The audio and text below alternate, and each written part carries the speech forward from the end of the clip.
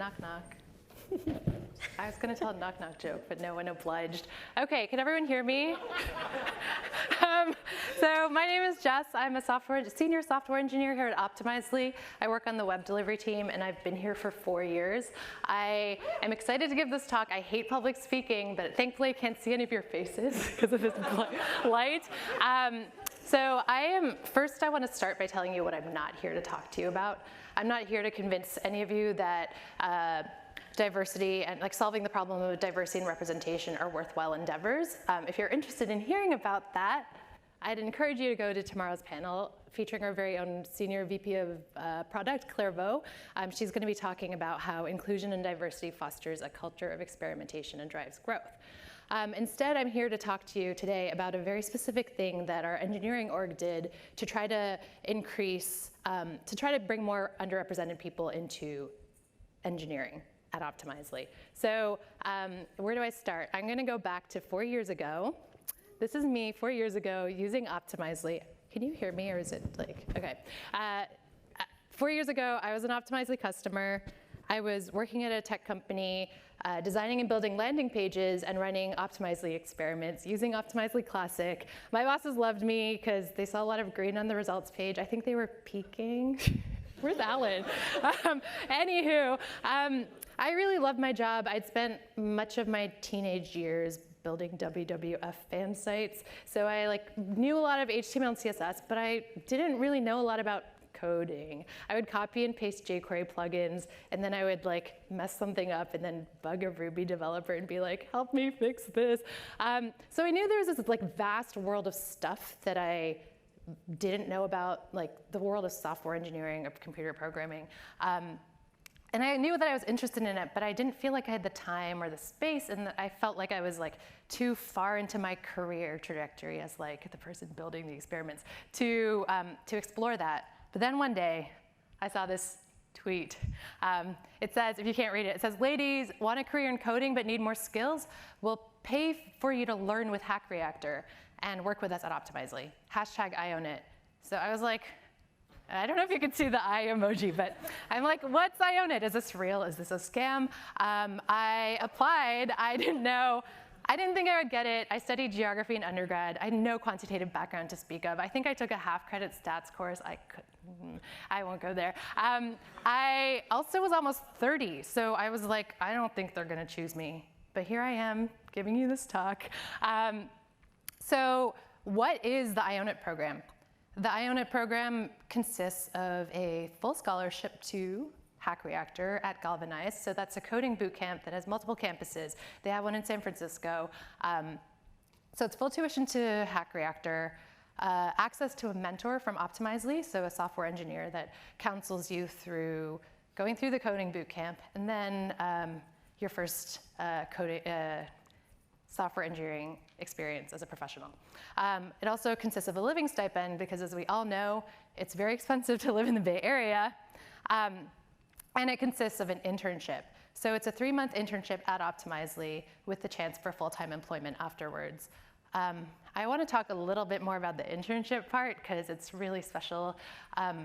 For most people that graduate from coding bootcamps, they don't have any professional software engineering experience. It's getting increasingly harder and harder to get your foot in the door. It's really hard to have recruiters take you seriously, and when you're coupling that with imposter syndrome, it just makes such a huge difference to have a soft landing into the tech industry, to know that you have a mentor, a professional software engineer that has your back. So yay, internship program. So I actually helped run the program for a few years, and I wanted to tell you a little bit about what I've learned. The first thing that I learned is that coding bootcamp grads are awesome. Okay, who here went to a coding bootcamp? Is there show of hands? Cool. Okay, there's not an insignificant number of you.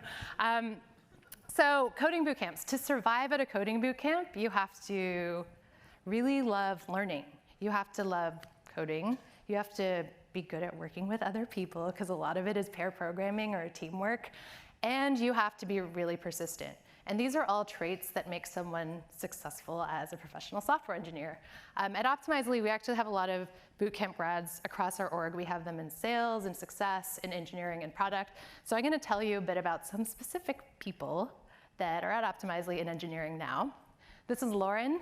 I don't know, is Lauren in the crowd? Okay. Hi, Lauren, if she watches the video of this later. So Lauren was a lawyer before she went through Hack Reactor and came to Optimizely. And she brings to the table the uncanny ability to take very complex things and distill them down into actionable bits. This is Acacia. If Acacia's in the room, you know, because she laughs really loud. Acacia was a teacher in Philly before she joined Optimizely, before she went through Hack Reactor. And she brings to the table this enthusiasm for learning. And sharing with others. This is Bree. Bree was a anthro major in undergrad, and she worked the night shift as a security guard before discovering a love for Python and going to Hack Reactor and becoming one of our scholarship winners. And she brings to the table this love for Python and back-end engineering. This is Kelly. Kelly came from a design background, and she's actually our first non-male staff engineer, which is huge. It's a huge milestone. Yay, Kelly. So every part of the stack that she goes into, she brings tremendous customer empathy and fearlessness. And this is Mandy. Mandy was one of our recent Iona winners, and she was a public accountant, or she worked in public accounting before she came to Optimizely. And she brings to the table this restless search for the truth and a very exacting sense of problem solving. So Bootcamp grads, they're awesome. We're really lucky to have all these people because they bring their diverse perspectives and their lived experiences to our organization and our culture and our company. We're all better for having them. Okay, the second thing I learned is that, people want to lend their privilege. So over the years, at the very beginning, it was a very grassroots effort. And over the years, more than 30 different engineers have helped out with running this program. So everything from interviewing people, mentoring people, coming up with the application process, making the website, making sure the website stays up. We've had a lot of people, individual contributors, help out with this over the years. This year, the program is actually being run by an engineering manager named Matthew Root. And he actually wrote a really great blog post about how those of us who have won the privilege jackpot can kind of pay it forward and use our privilege to help to bring change to the tech industry. So I'm going to give you, just commit this to your memory. I'll show it at the very end too, but I'd encourage you all to read it. I think it was good SEO too. So if you Google Matthew Root Optimizely, you should find it. Okay. Okay, the third thing I learned, I really want you to read it. The third thing I learned is that you need an executive sponsor. So at Optimizely, our executive sponsor is Bill Press. He's our senior vice president. Is he here? I told him I photoshopped his face on this.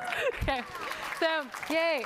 So Bill is our senior VP of engineering, and every year he's made a personal commitment to making sure that this happens. So not only does this kind of program require a lot of money, it also requires a lot of engineering time. So the fact that Bill is personally accountable for a program like this is huge. We're not a public company yet, but the fact that somebody so high up believes in it is huge, and you need something like this for a program like this to succeed. You need a Bill. Okay, the fourth thing I learned is let the experts help. So that sad kitty, that's me 2 years ago, because I took grassroots to the extreme, and I was we have to do everything ourselves.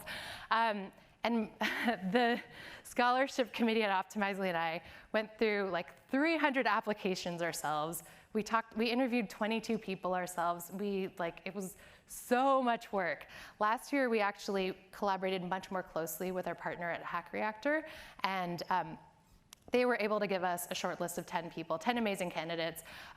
The TLDR of this is that people who are running coding bootcamps have, especially at Hack Reactor, they've shepherded thousands of people through Hack Reactor and into successful software engineering careers. So they know a thing or two about what strong candidates look like, and trusting them was one of the best things we did for the program, because it's the only way for programs like this to scale. The last thing I learned is that it's actually a very effective recruiting pipeline.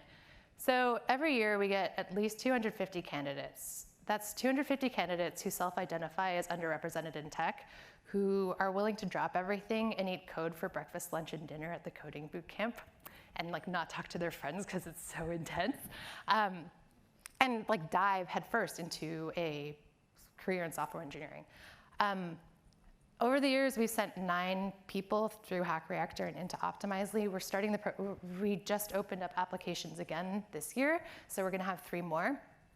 And of those 9 people, we've given job offers to 7 of them, and 6 of whom accepted those offers. That's a 78% offer rate and a 67% hire rate. Thumbs up. So that's actually really effective. It's more effective than our college internship program and more effective than our regular recruiting pipeline. Okay, so I'm gonna do a quick recap. Bootcamp grads are awesome. People wanna lend their privilege. You need an executive sponsor like Bill. Let the experts help. And it's an effective recruiting pipeline. Camels. Okay. We're just one company though, and we can run this every year and like give the scholarship to 3 people a year and change 3 people's lives profoundly, but that doesn't scale very well. Wouldn't it be awesome if I've managed to convince some of you that a program like this is a good idea? And if I managed to convince other companies to run a program like this. So if you want to bring this to your own company, I have 3 action items for you, 3 like homeworks. The first thing is find an executive sponsor, because without the money and without the investment from a higher up, it's not going to happen, and have this conversation early. The second thing is pick a coding bootcamp and talk to their scholarships and admissions person. We chose Hack Reactor because we'd already hired people out of Hack Reactor and they turned out to be great. So we had a proven track record of hiring out of Hack Reactor. But maybe there's a coding bootcamp that does something that resonates more with you. They probably have a very sophisticated scholarships and admissions person. Go talk to them. The third thing is stay tuned for our playbook.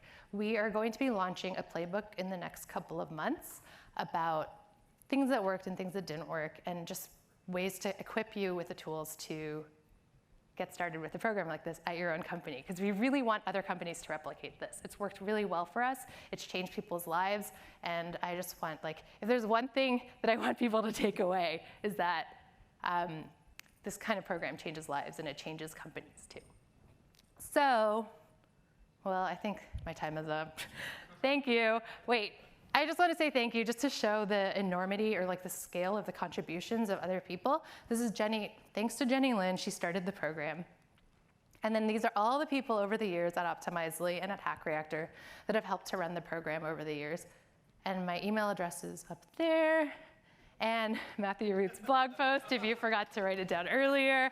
I'd encourage all of you to read that. Thank you. I'm out of time, but if you have questions for me, I'm wearing this jumpsuit that I made myself. I'll be at the bar.